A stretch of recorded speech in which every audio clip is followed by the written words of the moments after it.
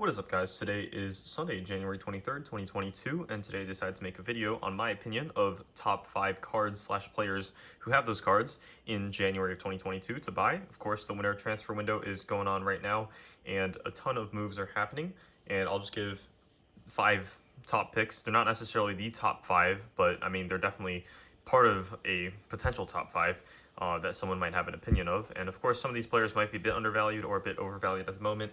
Depends on how you look at it.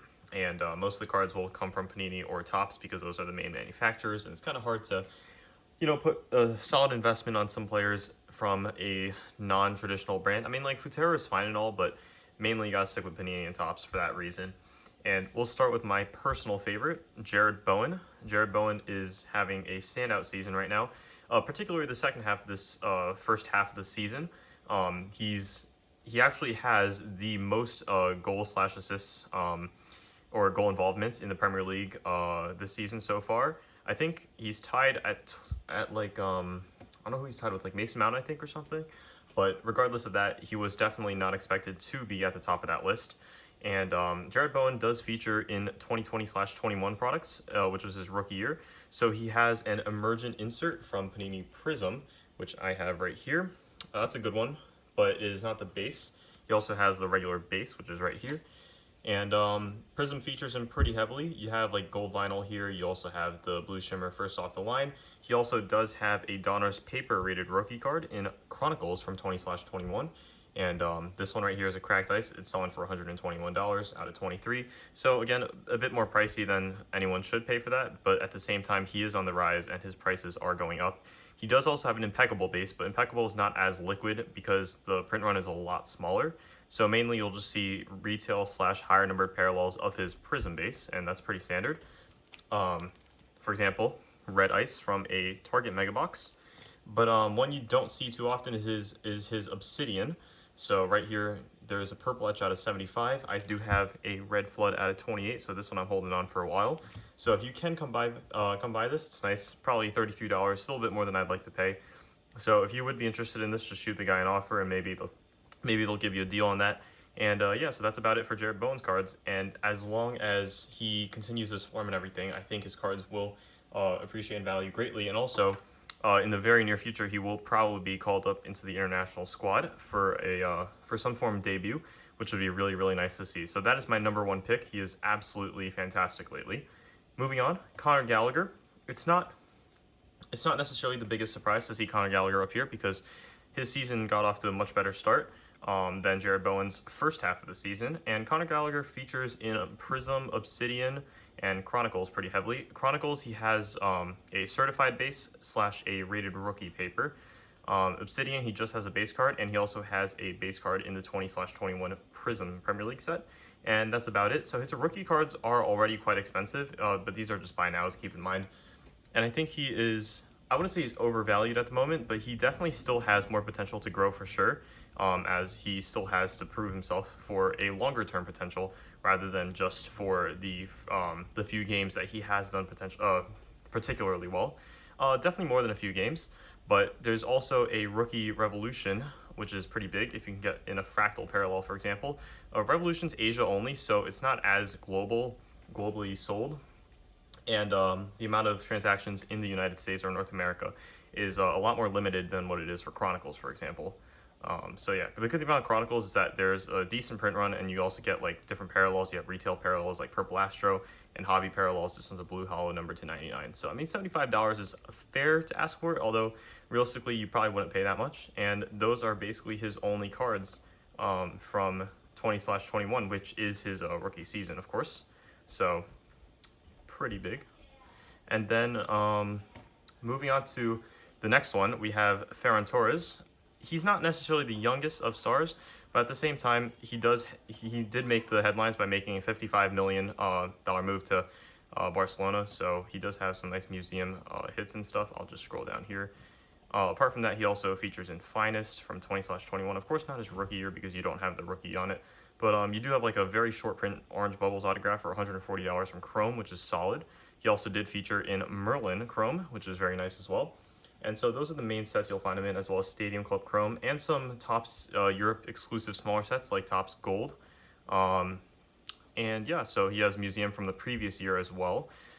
So just something to keep an eye on. Like if you like Ferran Torres as a player, like his hits won't tank in value as long as he continues his current decent form. He had a very good debut.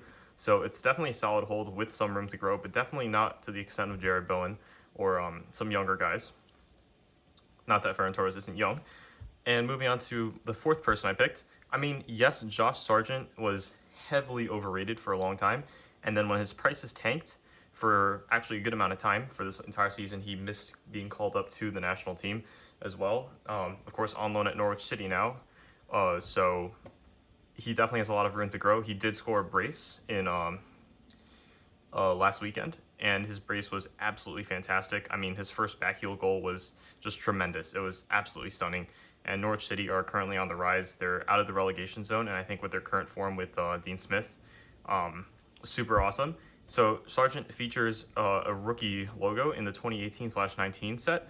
So you'll find that in the Topps Chrome Bundesliga as well as Immaculate.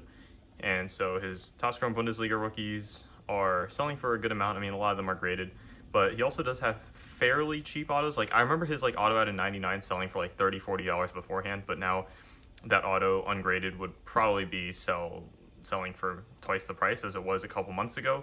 But again, it was just one good performance. But if you genuinely believe in this generation of US national team players, then you'll definitely find something to buy here. He also does have a Topps Now debut rookie card with a very short printed print run, which is nice. And so that's just to give you an idea of what kind of cards he has. Some beautiful cracked ice Bundesliga Chrome Sapphire, but this is his third year, of course, being featured on cards. But I mean, he just has a ton of hits because he featured in museum, and so it's just a lot of colorful parallels, which is really nice to just see and look at. It's very appealing. So I'll leave you guys with Josh Sargent. Like I'm not gonna say I would personally invest in him because he has a lot to prove to us. But at the same time, he definitely has potential, and he's shown us with just the bit of skill he displayed in the last match week.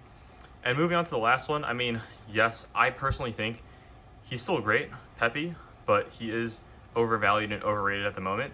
So what I think would be good is we let his prices tank if he doesn't perform well at first, but then he has room to grow. So I wouldn't immediately buy into the Pepi hype because, I mean, people were like eating up Chrome MLS Sapphire just to find Pepi autos or Caden Clark autos.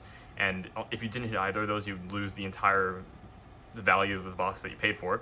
So that's quite unfortunate. But Pepi, again, he's transferred to Augsburg for about I think it was 14.8 million something. I can't remember the currency. It was either euros or pounds, something like that. I was like, it might have been like 18 million euros, 14 million pounds or something like that.